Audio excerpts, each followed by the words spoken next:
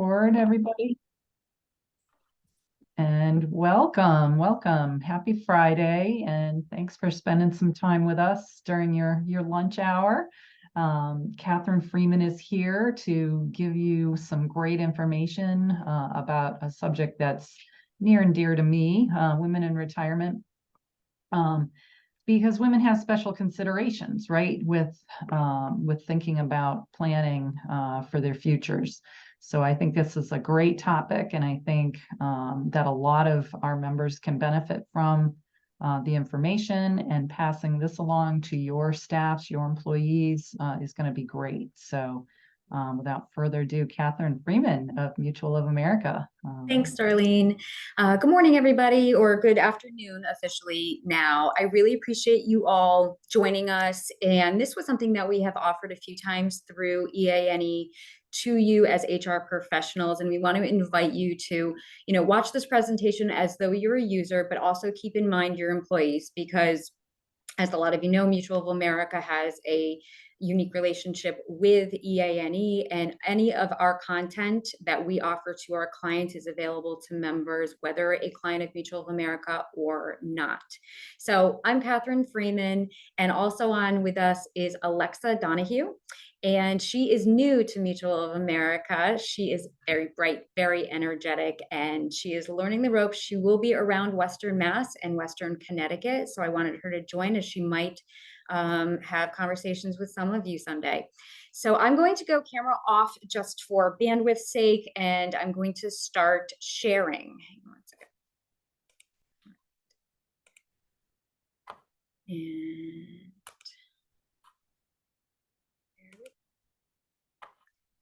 can everyone see that? Great. Wonderful. So again, this is Women and Retirement. This is something that we offer as a seminar to our clients to offer to their employees. And for those of you that are familiar with Mutual of America, hello again. And for those of you that are not, Mutual of America is a full service retirement provider. We have a relationship for the last 6 years with EANE, and we offer a various amount of knowledge-based content and education for HR professionals, so that they can impart that onto their employee base. So that could be anything from, the CARES Act, Secure 2.0, how to build a better retirement plan for your employees, to something like this, which is specific to women and retirement. So I have been working alongside EANE. Alexa is new, but there is a good representation out there of our client base and how much it correlates to the EANE membership. We are the same in our philosophy. We are high touch. We offer to fill a lot of the gaps in the payroll or in the benefits department that members and clients tend not to have. We work with smaller, we work with not-for-profit. So in today's discussion specifically, we're going to talk about retirement challenges for women. How to build a retirement that is financially secure, and how to make that attainable. What you should do now, and what you should think about making changes on in the future. And we're directing this at you, the HR professionals, because this may apply to you, but also think about how this could relate to your workforce. At the end, I will leave time for questions. So, challenges we'll talk about first. So women's financial wellness, it is not just about women. This is about women in your workforce, women in your life, your aunts and sisters and your daughters maybe that are getting started in their careers, or your partners. So you want to think about this in relationship to everyone, and how women's financial security matters just as much, and that it does have more effect than just on that woman herself, that woman and her family and the people that she cares for and that will eventually care for her. It matters. So when it comes to retirement, yes, women have very specific challenges in particular, and we'll go through a few of those. Challenge one, on average, women are living longer than men. This life expectancy is 5 years, longer for women on average. And then we're going to get into some statistics a little bit later too about how that end of life looks as far as long-term care, and actually how that long-term care relates back to the women that are still in the workforce. So if you're living longer, you are naturally going to have more time in retirement than men are. So your savings will need to be more.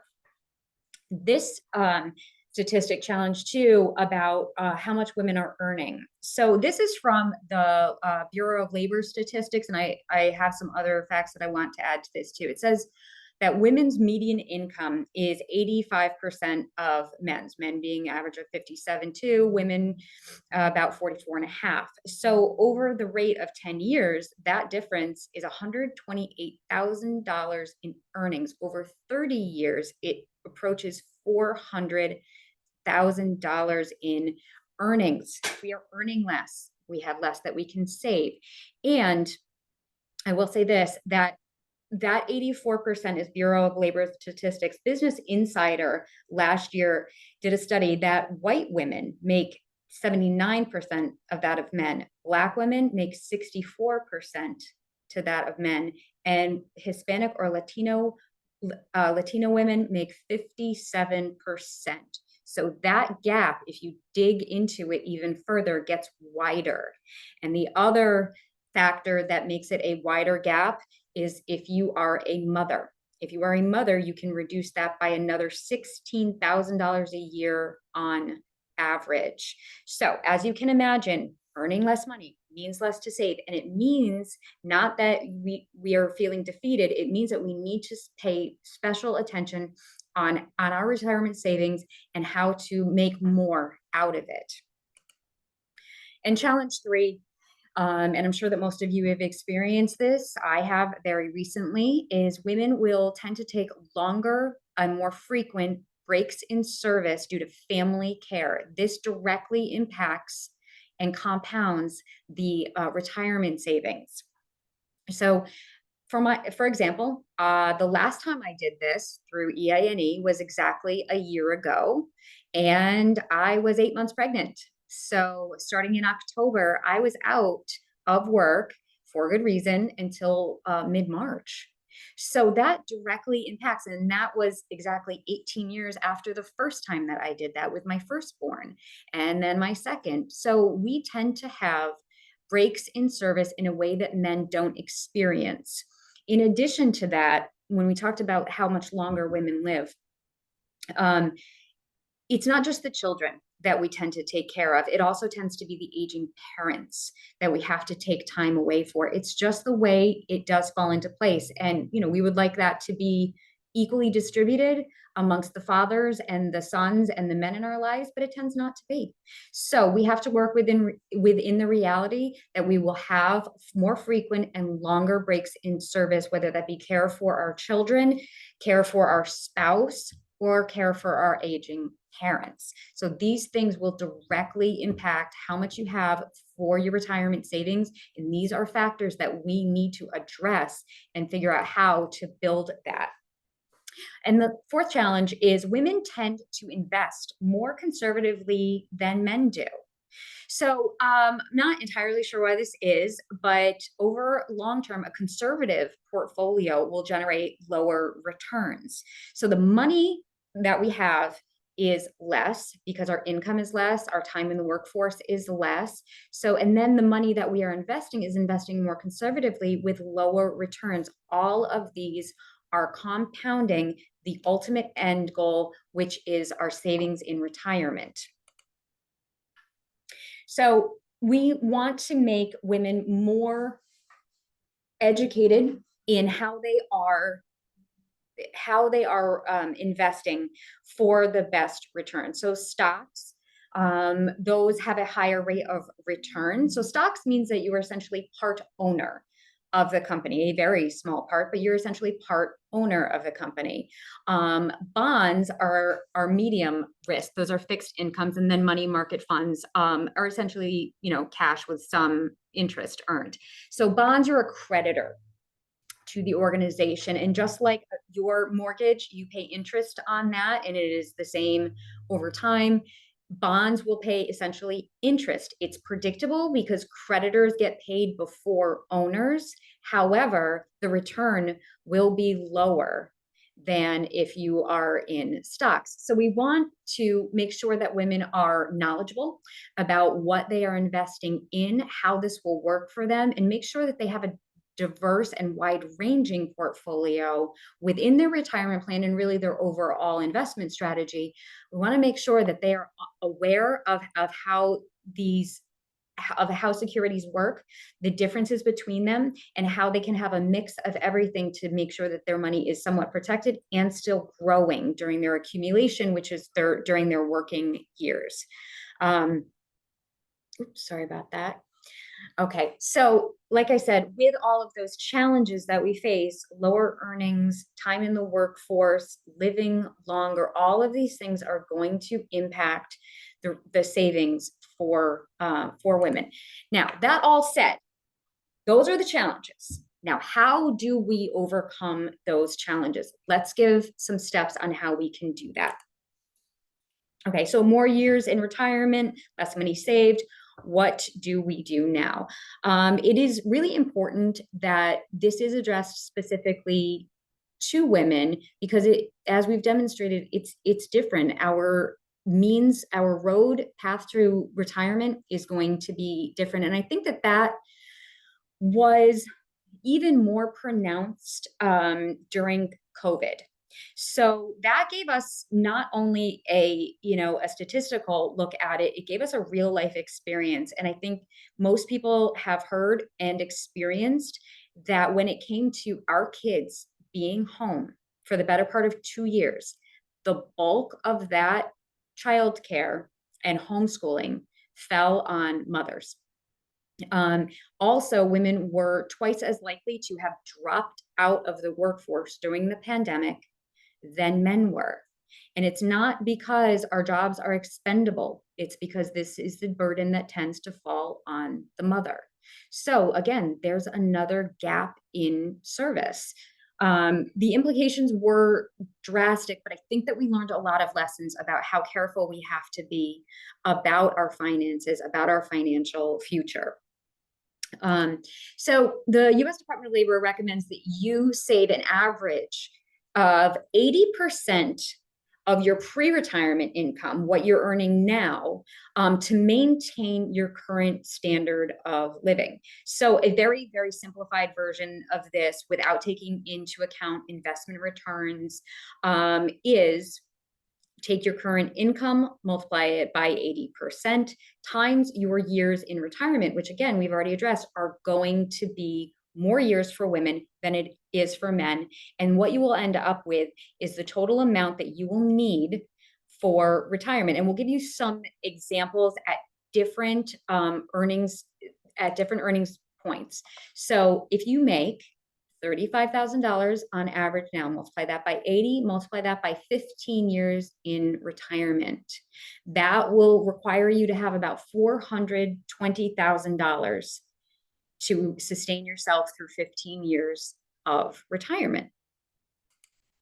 The next example, 50,000 times 80% times 20 years in retirement. That is $800,000, okay? And for another example, if you make $100,000, 80% of that over 25 years of retirement is $2 million. So those numbers look incredibly daunting. And I know that, especially because, if you are at a $35,000 salary, it will seem daunting that I have to be able to save almost $500,000 to only have 15 years in retirement. So while those numbers can look daunting, I also want them to be impactful, that it's more than you think for for your retirement savings, but how do we get there? So let's talk about some ways that we can get there. There are several retirement calculators. Social Security has one, we have one, whoever your provider is, I'll bet they have one on their website. So we use one, and what we want to look at is, you know, your overall what was I going to say? Your spending plus Social Security plus your assets. So let's see where that comes from and crunch some numbers. So again, Social Security, personal savings, income from assets, and your retirement plan. That is where you're going to find this retirement savings. So the property that you own, are you going to downsize your house? That could be income savings for you. And the earnings from work, your personal savings, anything that you have saved up, and then your retirement plan. So I would assume most, if not all of you on this call, provide a retirement plan for your employees. And you want to make sure that you as an employee and your other employees understand the retirement plan, that they understand what the benefit is for them, and they have the opportunity, the most flexible opportunity to at least invest their own money, make a salary deferral. Plus, if you're able to offer an employer contribution, that's only going to help your employees. So 10 to 20% of your income is what is recommended to be saved to get you to a good point in retirement. And that can be a combination of the salary deferral, so the employee's own money, and the employer contribution, if there is one. If you work for an organization that is not able to offer a constant, predictable employer contribution, that's okay. You can still offer the plan for them to save by themselves, and that will be helpful. Now, Social Security benefit is, it's varying, and we'll get into that a little bit more about what we can actually expect from Social Security. It's based partly on how much you earn, but it's also based on the age that you start taking Social Security. So the long-term earnings difference between Social Security is widely different based on when you start taking that money. So, all right, take a look at this. Start taking your money at 62, it's $716 per month, versus if you wait all the way till 70, it's almost double that. It's $1,266. So if you can put off claiming your Social Security till 70, then your benefit will be much, much higher. So in that meantime, if you want to retire at 65, 66, you need to use other means of retirement savings to get you to 70 before you start claiming that Social Security.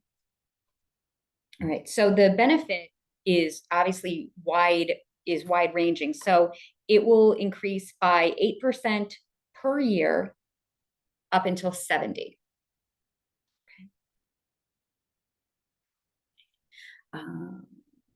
Now you can go on the Social Security website and you can use their calculator. Again, we have a calculator on our website, and I would look at your provider and make sure that they have some kind of calculator that takes into account all of these benefits. So this comes down to a lot of education too about the retirement plan for you and for the employees. We want to make sure that they understand their retirement plan, that they understand how to maximize their contributions, that they're taking advantage of any company match or employer contribution.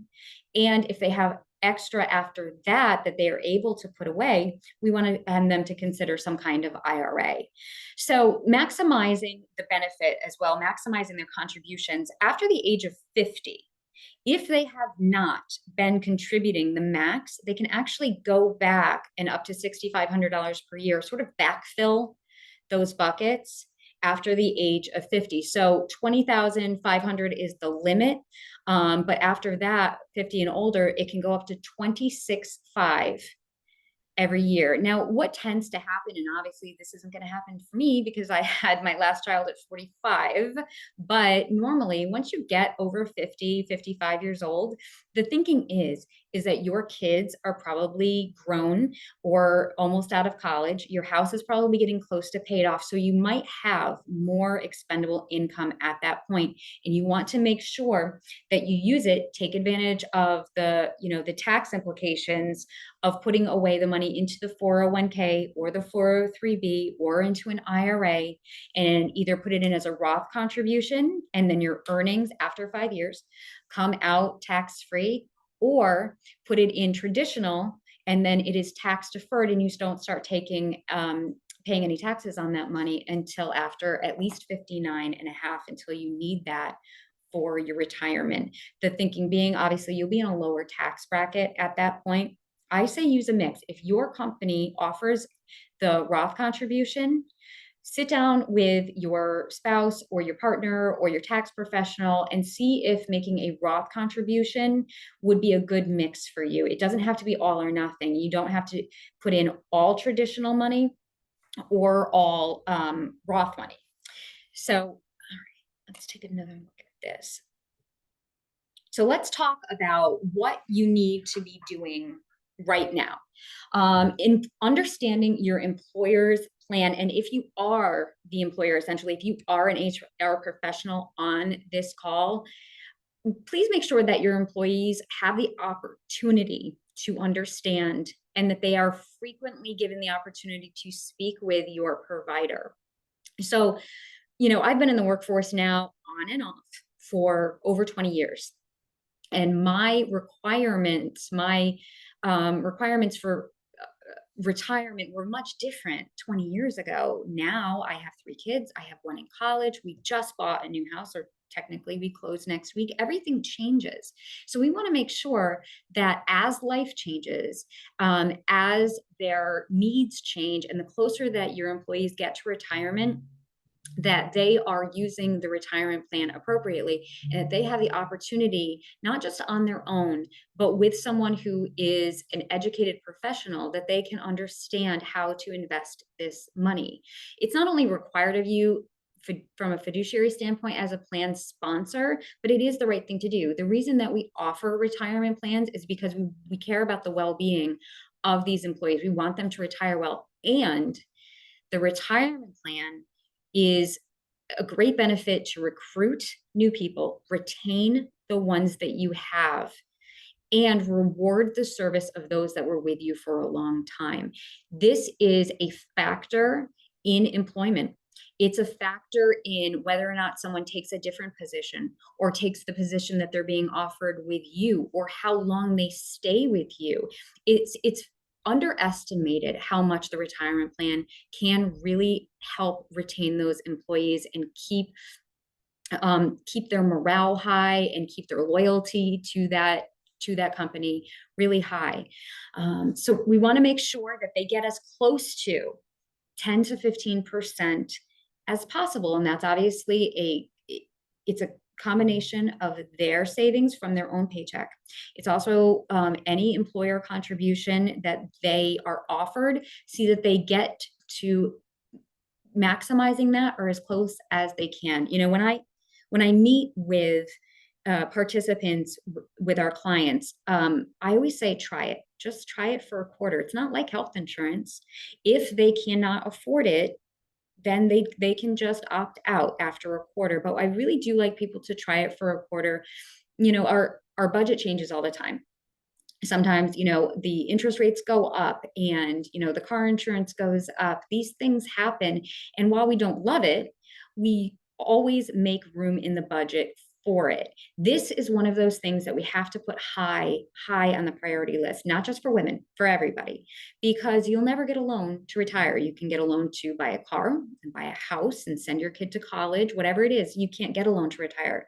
You need to fund this first. This is something that is almost entirely self-funded, and it's it's something that we need to make a higher priority, more for women, but really for everyone. It's not something that you want to be able to put back on your children. You want to put yourself in a comfortable position to be able to retire so that you are not a burden to them. And I know that it's hard as women and as mothers to take money out of the family budget to do this, but I promise you it is worthwhile. Keep your beneficiary designations. Also, make sure that you and your employees are keeping your beneficiary designations up to date. So people get divorced and a spouse will be left on as the primary beneficiary, or you get married and you want to make sure that your spouse is now indicated as your beneficiary. Also, when it comes to kids, my recommendation, while you would be allowed to do it, my recommendation is no one under the age of 18. The reason being is that we cannot enter into a contract with a minor. So we want to make sure that instead of leaving it to an actual minor, you leave it to the person that you would have look after your minor children if something were to happen to you and your spouse or your partner. So that's something that I think a lot of people think they're doing the best thing and saying, okay, I'm going to put my kids. Well, one of my children is 18, but one is 14 and one is under a year old. They cannot take money. So you want to, while you're doing all of your other planning, make sure that whoever would look after your children, that's the beneficiary until you feel that they can take this money on themselves. Also, you have to carefully review and make sure that your employees are reviewing their statements and making sure that they're invested appropriately. Again, this goes back to education and availability of knowledge about the plan, about the investment lineup, and make sure that they are attuned to the fact that women probably will invest a little bit more conservatively, and encourage them to take a little bit more, as long as they're comfortable, and show them the implication of doing something, mixing in some things that are a little bit higher risk and looking at those returns over, over the long haul.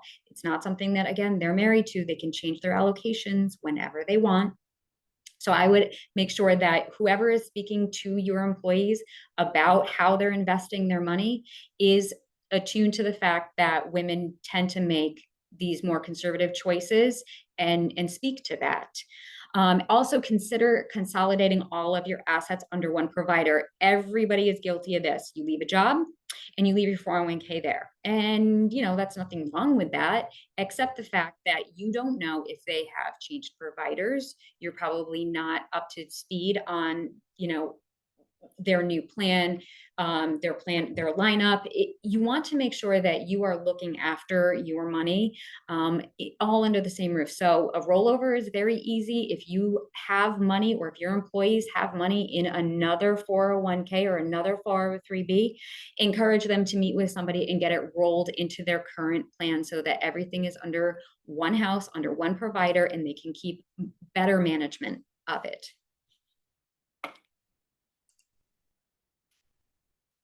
All right, so some important things to know. Also, try to reduce the credit card debt. So we work actually with Cambridge Credit Counseling. I think a lot of EANE members work with Cambridge Credit Counseling. If you are in debt, which is a very, very common issue, one of the first things to go is retirement, because it's one of those things that you assume, when I get out of debt, I will increase my percentage that I'm contributing to the retirement plan. Chances are you won't.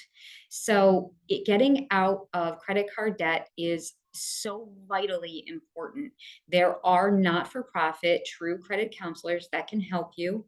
Obviously, make more than your minimum. I'm not a credit counselor, but it's something that if you are spending that money on interest on credit cards, you are not putting it into your 401k. You are not putting it towards retirement. And if you could free up some of that money, it would be increased savings into your retirement plan. Periodically also increase your contribution rate. 1% is not, I'm not going to say it's nothing, but it feels less impactful if you go up by 1%, whether it's every year or every couple of years. Also, if your retirement plan allows you to contribute a flat rate dollar amount, I encourage you to change that to a percentage. When you get an increase, it will increase with you. If you say it's $50 or $100, that can get way out of line with how much proportionally that is towards your income and what you'll need in retirement. So make that a percentage sooner than a flat dollar amount, and create an emergency fund. So I know all of these things are really hard. As you can see, I am a mother and a partner, and I've got all of the same bills. It's really hard. Put away a little bit that is untouchable. You want to have ideally 6 months of living expenses so that you don't have to tap into your retirement plan in case of an emergency. It's possible there, for a hardship withdrawal, there's some very strict criteria, but even a loan against your retirement plan, if you default on that loan, it becomes a withdrawal. And if you are not over 59 and a half, you're going to get penalized and you're going to get taxed on that. We want that to be a last resort. If you have any kind of emergency fund and any kind of cushion, then you don't have to dip into that retirement plan. Leave that for retirement. Understand your healthcare costs. We talked about this a little bit at the beginning. Women live longer than men. They're going to spend more time statistically by years in either long-term care or nursing home. Those are very, very, very expensive. So you want to make sure that you look into those costs realistically. What are they going to be? What is the plan if you are getting close to your retirement age? What is the plan when you go into retirement? My new mother-in-law is a widow, and we understand. My father is 73 and my stepmother is 80. Their care is part of our conversation all the time when we talk about finances, because we know that that will be something that we have to shoulder eventually. And that's not a burden. It is just another expense that we need to keep in mind. So think about that for yourself, for your parents, how that will affect your children, and make sure that there is at least an understanding of what that's going to be, and start making a plan for that as well. And also determine, do you want to work in retirement? Do you want to work part-time? How is that going to look? What type of income can you think about from that? Listen, I want to stay active and busy and engaged with the community after I am out of my, high earning years. I would like to stay as part of that. So we want to make sure that you take all of these things into account and create a picture for yourself. Now, how are you going to do that? You're going to remember all of these milestones. You're eligible at 50 to start making those catch-up contributions into your employer retirement plan or into your IRA. Make sure as the HR professional that that's communicated to your staff. If you have terminated service after 55, you can take an early withdrawal under certain circumstances. You can take an early withdrawal without the penalty. Talk to your provider about how that works. At 59 and a half, no more penalty for anybody. And your withdrawals are just taxed at ordinary income tax. At 62, you may be eligible for Social Security at a reduced amount. At 65, most Americans are eligible for Medicare, which is great, and you can start receiving your retirement benefits. Full retirement age, 60 is 66, with unreduced for those born between 1943 and 1954, 67 for those born after 1960. At 70, you will receive your largest Social Security benefit. Now, a few changes in here. At 72, currently, you have to start taking distributions from your retirement plan, especially if we're talking about all traditional money. They would like those taxes paid now. So they gave it to you to save for retirement with the deferred taxes. At some point, they would like that money to be taken out and to be taxed. However, Secure 2.0, which has changes that are coming for 2024 and 2025, is going to raise that age to 75. Make sure that that is part of the communications with your retirement plan provider. If you're the HR professional, make sure that these changes coming with Secure 2.0 which we actually did a seminar with EANE. I can send the slide deck to anybody that wants it that wasn't on the Secure 2.0 call. That will be changing with Secure 2.0. So now that we understand our how we get there, make sure that they are understanding their investment options. Again, it comes down to education with your retirement plan provider, and you as HR professionals also make sure that you stay really clear of giving anything that could be interpreted as investment advice. You want to help. People come to you, you're trusted, and they say, I don't understand this. And you want to help. And I get that. But you want to make sure that you have someone that they can call, and that you don't, in your effort to be helpful, wander into any kind of fiduciary advice. You really just don't want to do that. Make sure that there is someone on call that can have a conversation with them, and you could be and help facilitate the conversation. That would be great. But make sure you don't say, well, this is what I would do. Even that is too far. There's a lot of things that we do as far as assessing risk tolerance and the appropriate funds that people should be in, that you have, no way of knowing or understanding, and that's not your role. So make sure that you just help facilitate the call to a retirement specialist about your particular retirement plan and about their investment choices.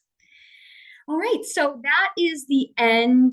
Okay, where am I? That's the end of that presentation, but I want to leave it open for questions. And I saw that in the chat, Darlene, we had some questions, but I wasn't able to kind of break and read them. So can you fire away at me? There actually haven't been any questions. It was just a question about whether the slides will be available. So I did mention that they will be sent out to everybody following this. So yeah, people are probably absorbing a lot of that information. So I think it'd be great to see what other folks, you can feel free to come off mute and just jump right in. Yeah. So, all right, let me ask this. As most of you are in the HR field on this call right now, whatever your role may be, you also might be CFO or something like that. Are these conversations that you have about specifically women and retirement? Do you have any seminars? Does your provider offer any specific guidance to that? I'm very curious. We do. I don't know about other providers, and I'm very curious. Is this something that has ever been brought up by your provider, or something you've offered to your employees? Anybody? What are the challenges for the investment option? Sorry about that, Danielle. I'm just going to read this out loud. One of the challenges I have is to truly understand what is a good investment option. I will review 1 year, 3-year returns on the fund. Otherwise, I don't know what I'm looking at to make my decisions. That's a great point, Danielle. And you know what? That's not specific to women. That is specific to everyone. So you get every year a fee disclosure from your retirement plan provider, or you should. And you also get a prospectus. So a prospectus is basically marketing material. It talks about the returns. It talks about what the mutual fund is comprised of. And you want to look at the overall fees. And you also need to know what the administrative fees are, because those are charged to your account as well. So administrative fees, because 401ks have an enormous amount of regulation. There's a document that goes with it. It's not like going down to Ameriprise and investing in, an index fund. It's much more complicated than that. And that administrative fee is part of what you're paying. So you want to make sure that you understand your fees and read all of those disclosures, and ask whoever represents your retirement plan provider, what are all in fees? Am I paying for the advisor? Because those are some of the fees that get a little bit buried in those disclosures. And if you have any question about it, that retirement plan provider should be able to go over that fee disclosure with you. Because the fees, while the returns on the fund might be great, if that's eaten up by fees, that's not what you're going to see. So that is a big part of how you should be making those decisions, not to mention looking through the prospectus. And you want to make sure that what that fund is comprised of what we call the underlying holdings are things that you understand. And there is no shame in going to your plan provider and saying, please explain this fund a little bit better to me. Does that help, Danielle? Okay. My company's provider offer, oh, nothing in person. Oh, okay. Periodic webinars, but okay. Yeah. Obviously in person, having someone that they can actually speak to is much more approachable to people. Digitally, going on and doing, some people love digital. They don't want to talk to a person. They want just to watch the tutorial. They want to watch the webinar and do it on their own. But I promise you, there will come to a point in their life, in their career, where they need to say, here's what's up. Here's what I have. Where am I missing? What types of diversified investment opportunities am I missing in my portfolio? So I would, in that case, I guess I would take my fee disclosures and I would go to a financial professional. Unfortunately, that will cost money, but you want to understand it will cost you money also to not understand the investments that you're in, or what's best for you and your risk tolerance. Okay. A lot of our employees are closer to retirement age and have questions about how much they should be investing. It's been hard to find resources. Oh, well, retirement readiness. I would be happy, Megan, to offer that. I'm not actually even sure where you're from, but it doesn't matter. I would be happy to offer retirement readiness seminars for them live, or I can get you the slide deck, and you can review it on your own, but I'm more than happy to do that live. And it doesn't have to be about Mutual of America. It can be retirement plan provider. Yes, that's where I come from. But my role with EANE is to offer this advice to everyone, regardless of who your provider is. So retirement readiness can offer them tools and calculators, and here's where you go for this and that, and do you understand? And you can actually tell me the provisions of your plan so I can make it super specific. I'm happy to do that. It's part of my role with EANE.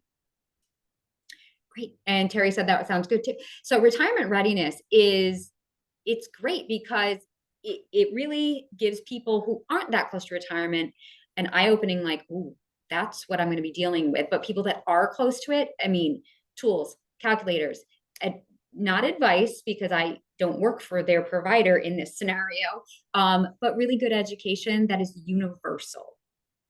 And we can also throw in a little bit about, and if you are a woman and a mother, you might want to pay specific attention to this, and we can incorporate all of these things.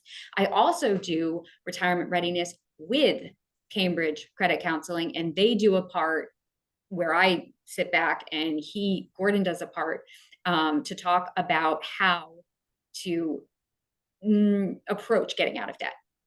That can be very daunting, and I get that. But if you're not paying that interest, you can put it into the retirement plan and make yourself just that much better off. It's really, really hard, but when you break it down into small steps, it gets a lot easier. I'd be happy to do that as well. Our employees are eager for something like this. Yeah. Oh, so Megan, why don't we talk offline? Because that is what we do. So Mutual of America works specifically with smaller plans. Now, what you consider small, what the universe of retirement plans consider small might be very different things. But that's what we do. And that's why we're so hands-on, is because we know that you don't have a fully fleshed out benefits department. You don't have 9 people working on this. You have 1, maybe. And that's not even we work on full time. So that is where we fill in those gaps by offering the education, doing all of the administration, making sure you're compliant. So I think we'll have a conversation offline about how I can be helpful, whether it's just imparting some information that they're not getting now or having a conversation with you. Thank you, Darlene. Okay. All right. So any other questions? Any of the sources that I mentioned? I swear that statistic about women earning 84% of men, I was like, I don't know about that. I don't know about that. And that's, yeah, that's if you're a white woman. If you are of, you know, any other minority, it goes down from there. It's so eye-opening and it's alarming. We're getting closer though, right? And it gives you the impact of a percentage versus a fixed amount, right? Because we're only at that 84% level. We have to stretch and we have to reach and we have to do a little more to come up. So I think Yeah, that's maybe when important. when one of my daughters, my youngest one, my 1-year-old, not even, maybe someday she won't have to have this conversation. She probably will. Yeah. But, I'll have the conversation with her, so that's easy. But Right. yeah. Yeah. You can impart your wisdom. Yeah, yeah. But it's unfortunate that we still have to have this conversation, but we do tend to be the caregivers of spouses, children, multi-generational, and that is sometimes happening all at the same time. Yeah. So we have to put ourselves ahead in certain areas, and it feels unnatural, especially to mothers. It feels selfish. It's not. Someday this will come around to benefit everyone in your life. Yeah. It's so true. Yeah. It's so true. And it's such an area that really nothing was talked about for a long time, right? So Nope. we really do need to just keep speaking up and raise the awareness because people are uncomfortable talking about money a lot of the time, right? So Yeah, they we need are. to overcome that. Yep. And, also what's uncomfortable to talk about is the rate of divorce. Yeah. Where all of a sudden you are unexpectedly doing this on your own. I got divorced in 2020. You know, my situation is obviously a little bit different because I do this for a living, so nothing shocked me. But if you have been caring for your kids a great deal of your working years, and maybe you just got back into work, maybe you haven't gotten back into work yet, and then, you get Yep. divorced, that is a scary, Yep. It's a scary huge time. impact. Yep. And you feel very behind, very overwhelmed, and your expenses just went up too. You have to have someone trusted that you can talk to about reality, not 10%, 15%. People look at that and just shake their head like, yeah, in what world? Okay, then let's deal with 2%. Let's deal with that right now, and we'll inch it up if we can. Yep. So good. Well, I really appreciate you all coming on. It's a great seminar. If you want to offer this to any of your staff, we are happy to. Alexa is happy to do it as well. Like I said, she's new, but actually Alexa has been in wealth management even before she was here. So this is something that she is very familiar with as well. We'd be happy to offer it to your staff, and we make it like I did here. I just say your provider. It's not about Mutual of America. If we're not their provider, that's no help to them. And nobody's doing a sales pitch here. It's really about education. Okay. That's so important. And I think that's a wonderful way to go about that. So yeah, anybody who has further information they need from Catherine and Alexa, that slide deck is going to come to you with the recording link so you can rewatch this and have more information available. Okay. So yeah. Thank you so much, Catherine. This was excellent, excellent information. Thank you. And I will look for maybe we'll do the retirement readiness at the beginning of the year. Maybe we'll do that for, would you guys want to, since you're all here, throw a thumbs up. Would sampling the retirement readiness be something that would be interested in? Terry? Yep. Yep. Okay. Yep, for Cool. Terry. All right. Terry, you and I'll just do it. It's fine. Right. Yeah. Great. Thank you guys so much. And listen, enjoy the weekend. And for those of you that go to the Big E, enjoy that. I'm going to be packing because we're finally closing on our house. So there you go. Yay. Happy moving time. Yeah, there's nothing. All right. Thanks, guys. Enjoy the rest of your Friday.